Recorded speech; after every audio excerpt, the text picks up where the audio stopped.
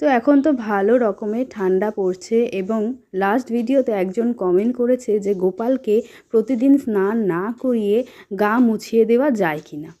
তো প্রথমেই বলে রাখি, গোপাল পুজোর বা গোপাল সেবার একটা নিয়ম কিন্তু নিত্য স্নান করানো। তো গোপালকে প্রতিদিনই স্নান করাতে হয়, এটা নিয়মের মধ্যেই পড়ে। শীতকালে যেমন গরম জল দিয়ে, হালকা গরম জল দিয়ে স্নান করাতে হয়, তেমনই গরমকালে ঠান্ডা জল দিয়ে স্নান করাতে হয়। কিন্তু স্নান করানোটা গোপাল সেবার একটা অন্যতম নিয়ম আমি বলবো। প্রতিদিনই কিন্তু গোপালকে স্নান করাতে হয়। হ্যাঁ, শীতকালে যেহেতু ঠান্ডা থাকে সেই জন্য আমি বলবো সকালবেলায় স্নান না করিয়ে একটু বেলা হলে স্নান করাতে, যখন রৌদ্র বেরোবে তখন স্নান করানোটা ভালো। আর যদি সকালেই করাতে হয় তাহলে বলবো একটু হালকা গরম জল করে স্নান করাতে।